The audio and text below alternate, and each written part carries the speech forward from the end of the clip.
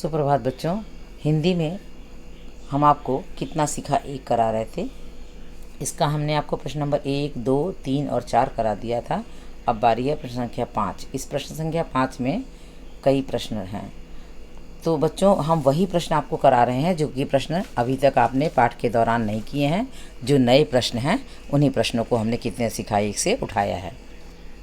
पहला प्रश्न है, विमल इंदु की विशाल किरणें शीर्षक कविता के आधार पर मनोरथ कब पूरे होते हैं।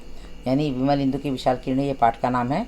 इस मनोरथ माने मन की कामना, ये कब पूरा होता है। तो बच्चों इसका उत्तर है परमात्मा की दया होने पर ही मनोरथ पूरे होते हैं। दूसरा है, जल्दी छुट्टी पाने के लिए जमुना भाई क्या क्या उपाय करते थे। तो उत्तर है जल्दी छुट्टी पाने के लिए जमुना भाई दिए में रेत की पोटली बनाकर छिपा कर रख देते थे, जिससे बालू सारा तेल सोख लेता था और दिया बुझ जाता था। इस प्रकार उन्हें जल्दी छुट्टी मिल जाती थी। अगला प्रश्न है, बाबूजी आजकल आप हमें बहुत कम समय देते हैं। बेटे के ऐसा कहने पर शास्त्री जी ने क्या जवाब दिया। उत्तर है, बाबूजी आजकल आप हमें बहुत कम समय देते हैं। बेटे के ऐसा कहने पर शास्त्री जी ने जवाब दिया कि प्रधानमंत्री बनने से पहले सिर्फ तुम लोग मेरे परिवार के सदस्य थे। प्रधानमंत्री बनने के बाद पूरा देश मेरा परिवार है।